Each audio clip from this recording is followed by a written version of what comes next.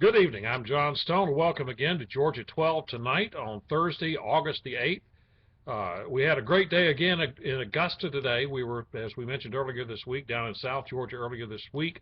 But tonight we were in Augusta and got a real treat with the Greater Columbia County Republican Women's Association tonight, whose guest at their dinner was famed Arizona Sheriff Paul Babu. And Sheriff Babu was there to talk about all the current issues they have with immigration and the borders in Pinell County, Arizona, which is the most crime-ridden county or immigration crime-ridden county in the country by the fact that it's near the border and it has two interstates intersecting in that county. Sheriff Babu was there to provide tremendous good comments, and it was interesting. We talked, we met each other. I've met many of the other border sheriffs, but we were not able to meet Sheriff Babu when I was in Arizona in 2010 or in 2005.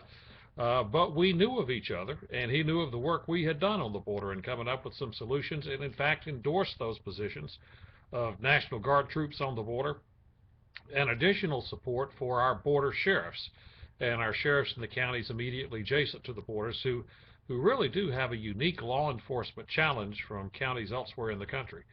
And that by the fact they're next to that border, which is not properly policed by the federal government, they have a tremendous amount of resources and funds they have to expend to meet the challenges that situation produces.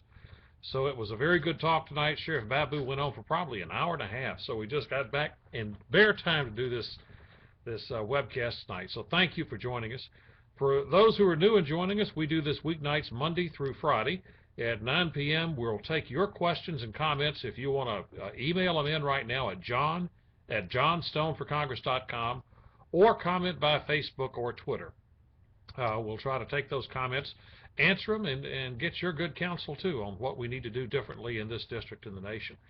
Start out with our first question tonight is, I feel like small businesses are taxed and regulated to death. What are you going to do to make sure the government stays out of my business?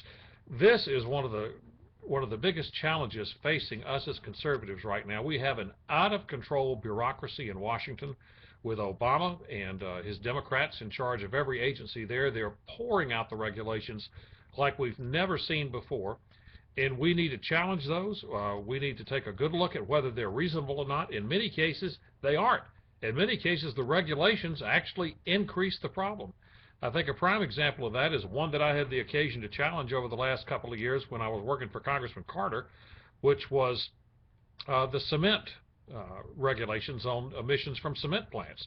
Well, U.S. cement plants produce the least emissions of any in the world, but this would place new regulations on our U.S. plants so that they would shut down.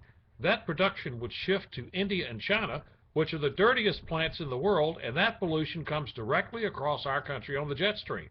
So the net effect of the new regulations would be to increase mercury pollution in the United States. Insanity. There are a couple of tools we have for that. One is called the Congressional Review Act, in which all new federal regulations that are anticipated to cost more than $100 million are subject to a congressional review. Congress can take a quick vote. It's not subject to a filibuster in the Senate and can reject that. It's been used very seldom. We need to use that more. The second thing, we have a new proposal in Congress that instead of requiring Congress to take a vote to block a new regulation, would allow, unless Congress took a vote to approve it, the regulation could not go into effect. And I think that's the direction we need to go. A lot of these regulations are being written by federal bureaucrats and go far beyond the original law as intended by Congress. And if Congress had the authority to write the law, they have the authority to make sure that the law is implemented in the way in which it was intended. And it's called the REINS Act. And under the REINS Act, any new federal regulation costing more than $100 million nationwide in regulatory cost is subject to being approved by Congress before it can go into effect. I would support that. That's a good tool. Another real good tool is to vote for a conservative president in 2016. We got to get past this congressional election in 2014. For that, I need your vote. And for that, also, I need financial support. This is one thing we haven't talked about on these webcasts before, but you need to jump on our website if you like what you're hearing here, if you hear ideas you'd like to support, and see your congressman work for in Washington, then I ask you to join our campaign and support us financially at johnstoneforcongress.com. Many of you are watching this broadcast there now. Jump to the donations page. We'd love to have the support. Next question. American embassies across the world are closed this week because of terror threats. What can we do to improve our homeland security without sacrificing liberty or privacy? There is something we can do.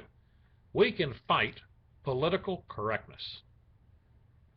If you'll recall, the major terror hits we've had over the last 4 or 5 years, the Fort Hood shooting, the Times Square bombing, the potential attacks on our embassies, all of those, we saw them coming in advance. The FBI, the Department of Justice, the Department of Defense knew that Major Hassan was communicating with Anwar al-Awlaki. We had the intelligence. We didn't have to tread on any American citizens' privacy rights or free speech rights. We had the information. We refused to take action because we were afraid of politically offending someone, afraid of saying, well, we're anti-Islam, which we're not, but if we're anti-radical Islam, and if we're not that, we're not out to defend ourselves. We had the information in advance. We had the information on the Times Square bomber in advance. We actually had the information that there was an attack planned on 911 in advance. We didn't share the information properly, and again, political correctness is probably undermining our national and homeland security as much as any threat from outside we have right now. We have to be willing to take that on. We have to support our privacy rights, our freedom of speech rights, and go after those who are after us without fear of offending someone. And that's something I think we can do. That's all we have for tonight. Thank you for joining in. Join us tomorrow night at 9 o'clock when we'll have more updates on GA12 Tonight, where we'll take your calls and discussions and questions. God bless Georgia. God bless America. See you tomorrow night. Good night.